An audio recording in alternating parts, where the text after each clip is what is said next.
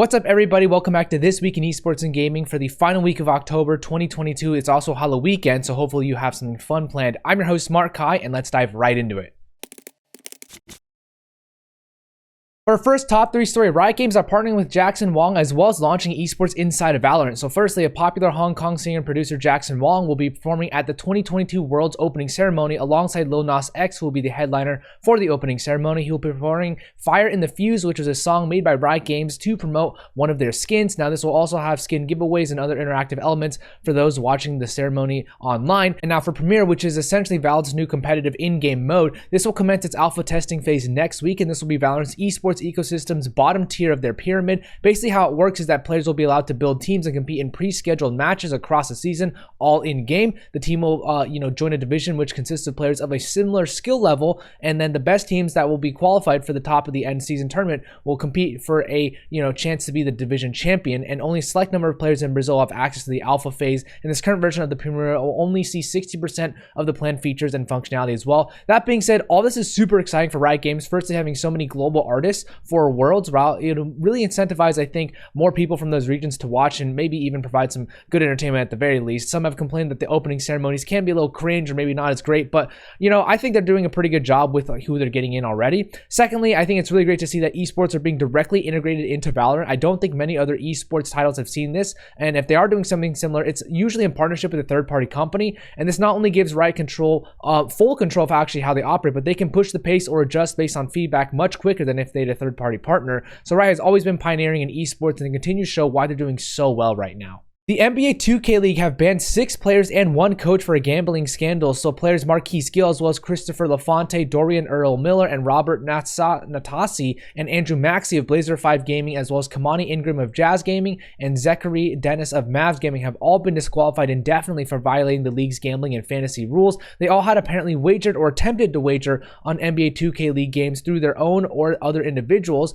and some of them weren't cooperative throughout the investigation. By the way, this also includes a coach, so I'm just thinking that a coach should probably be leading the team. These actions don't seem to be indicative of the best leader, but regardless, this isn't necessarily match fixing, but the reason is probably because, or the reason this is not allowed is probably because it could easily lead to match fixing, where players can earn a good chunk of money by betting on themselves to lose because they know that they're going to throw the game and they can guarantee that outcome, right? So this is, I think, pretty remarkable. This is still happening to this day, since almost always it does get caught. In CSGO esports, at least, there are many players who are permanently banned from competing in the game's biggest esports tournaments, basically because they did match fix. So I think a lesson to everyone out there: don't do anything shady when it comes to gambling or match fixing. Just don't match fix at all, and especially don't blatantly break the rules. The streaming wars continue. Stream Elements and Stream Charts just released their blog in the global live streaming landscape for September of 2022. We can see that Twitch is still dominating live streaming with 1.8 billion hours of watch, and YouTube comes in second with 434 million. Facebook Gaming in third with 328 million. Going down the list, we also see Nemo TV with 186 million, Afrika with 109 million, Biga with 46 million, and Trovo with 18 million. So these numbers are quite small compared to Twitch's. If you combine all of them, you still want to get Twitch's numbers. That being said, Facebook Gaming did see a 42% jump from last month, with Twitch's hours watched actually decreasing 70 million hours, and Facebook Gaming's hours watched decreasing by 18%. Facebook Gaming's hours have been declining since January of 2022, when its peak was over 600 million hours watched. And I don't think this is all due to YouTube Gaming streamer deals that they've signed, but that definitely helps. And one thing I will say is that YouTube's product and community team have been doing a great job of showing how YouTube Live and YouTube Shorts has evolved over time. And while YouTube Live isn't just for gaming, many of the features are in direct competition to Twitch, which shows YouTube's drive to take more off of Twitch's market share of the live streaming platform. Twitch has also bought, they've had their fair share of bad news in September, so it definitely helps YouTube out a bit. And YouTube has also been pushing its Shorts product heavily as a competitor to TikTok, and YouTube or Twitch doesn't actually have any answer there. So it's really just been YouTube's own battle to fight on the Shorts end. Overall, Twitch is still a big giant in the live streaming space. That's, there's no wonder there. Their product still is better than YouTube's, but YouTube has been slowly gaining on Twitch, and with the recent announcements of the new UI, a separation of live streams, normal videos, and Shorts on YouTube channels, it's only up and up here for YouTube. As far as partnerships go, Loud partnered with 𝗠𝗏 𝗿. This marks Loud's first brand ambassador, as 𝗠𝗏 𝗿 has over 20 million followers on TikTok and 19 million on Instagram. This also is a show from Loud to get more football fans to become fans of their esports org. Blast partnered with CSM. Blast will utilize CSM as their sales agency of record ahead of Blast Paris Major in 2023. It was also announced that Adam Mundy, formerly of Excel, and Brian Millman, formerly of EG, joined CSM on their esports and gaming team. World Champion Fantasy partnered with Verizon. Verizon will work with Player X, which is World Champion Fantasy's esports project, into their tech stack for chat functionality through Blue Jeans, and this comes after their partnership with Juju Smith-Schuster recently. Gen G partnered with LA bakery King's Hawaiian. They will make the King's Hawaiian Slider Sunday cook-off featuring Gen G creator Rain Day, as well as Trisha's Birdie. Honestly, it seems like a fun treatment activation since fans can win a trip to one of the bakery plants in Southern California. Rivalry partnered with gamification company Low6. These games will allow Rivalry users to make bracket predictions for Worlds and the International, with players having a chance to win over $25,000 from picking competitions. Apparently, this has attracted over 5,000 new registrants to Rivalry already, so it seems to be working so far. Panda partnered with the furniture company Steelcase. Steelcase will provide chairs for the Wonderful Pistachios Last Chance qualifier as well as the Panda Cup finals, and they will also have a booth for attendees to try out their products. As far as finance and M&A go, GXC has launched a $40 million game startup fund. The new fund, titled Round Ventures, will invest in early-stage gaming startups, and they will say that the companies must either be generating revenue with their current title or working on their first game. They will invest $2 to $8 million per gaming firm, with co-investors valued from $10 to $50 million. The Turkish mobile games firm Mank Games have raised $50 million. The raise came from Gem Digital Limited, with the main goal to push Mank Games more globally, and so far 3 games from Mank Games have reached over 3 million downloads, so there's some good hope for them already in the mobile gaming space.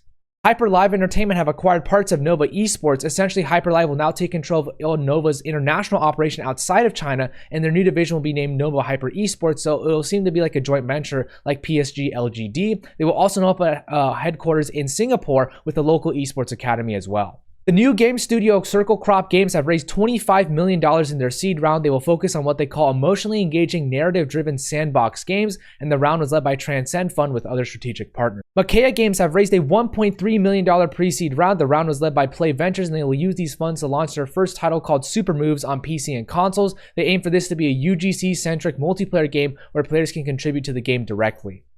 As far as workforce changes go, Chris Roberts, Max Boygon, and Frank Rinaldi have joined Riot Games as the global head of event marketing, the head of strategic alliances and partnerships, and the chief of staff for esports. Chris joins to oversee event marketing from Activision Blizzard, where he spent around 2.5 years doing experiential marketing, and he's lots of experience in experiential marketing with RQ, Red Bull, and South by Southwest. He holds a bachelor's degree in English from Carleton University. Max is a football, yes, I mean American football, veteran with over 6 years of experience at NFL doing marketing and partnerships. He also worked on Advanced Sports Media Group before the NFL, and he holds a bachelor's degree from University of Michigan. And Frank has been with Riot for about 1.5 years doing global strategy for Riot Esports before his move to chief of staff. He also spent time with NBC Universal doing customer growth for 2 years prior, and he has an MBA from MIT and a bachelor's from Brown University. Bill Karamouzis joins Enthusiast Gaming as the president. Bill has a good amount of experience in the gaming space as a CEO and co-founder of Addicting Games for the past 4.5 years. He was also an SVP at Jam City for a bit and was a co-founder of Teach Me, a firm creating educational games. He holds an MBA from Queen's University and a bachelor's in tech from the Northern Alberta Institute of Technology.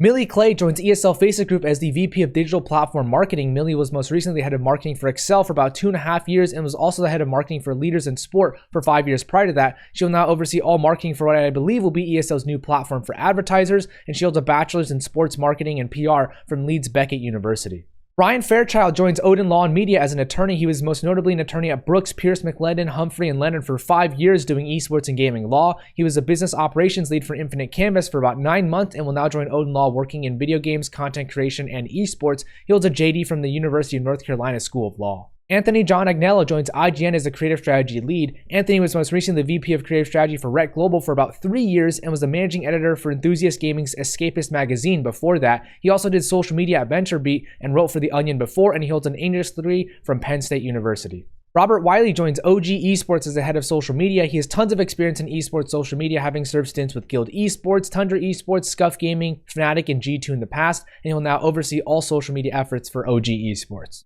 Calvin Yang, Evan Kahn, and Max Sabito have joined Tencent and Timmy Games as the global brand lead, senior strategy manager, and global community lead respectively. Calvin was with Bethesda for the last 5.5 years as a brand manager, working on Fallout, The Elder Scrolls, and Quake, and more. He was previously with Trine Worlds as a brand manager and has lots of marketing experience in general. He holds an MBA from Indiana University. Evan was most recently doing corporate development and strategy with PlayStation for nearly 2 years, and he was lots of consulting experience with Accenture, Deloitte, and KPMG in the past. He holds an MBA from the University of Michigan and a bachelor's in economics from UC Irvine. And Max was most recently with Co-op Mode Communications for about 10 months as a director of content and social. He has lots of experience in gaming as he spent 6 years with Riot doing marketing communications, and he holds a bachelor's degree from Escuela Bancaria y Comercial. As far as new stuff goes, 4J Studios are now moving into publishing. This move follows the launch of their investment fund, 𝗠ঁ𝗿𝗶 Ventures, which they started in 2021, and they are best known for bringing Minecraft to console platforms, and their publishing will start with Sky Tales as its first game in 2023. Rovio are opening a new Spain office which will have a strong focus on level design and live operations to support the company's ability to create longer lasting games, and they also stated the fact that Barcelona will be the location because it's a bustling hub of mobile gaming talent and has a similar time zone to Finland. That's it for this week in esports and gaming. Thank you so much for tuning in. Credit to the authors and publications themselves for the images and information provided. Once again, shout out to James Fudge for his newsletter, The James Retort, and People on the Move, which he merged recently. If you want to check it out, you should go show some love in the description. And as always, everybody, have a great day. If you want to see someone, or if you know someone who'd find this valuable, please share it. I really appreciate it, and have a great day, everybody.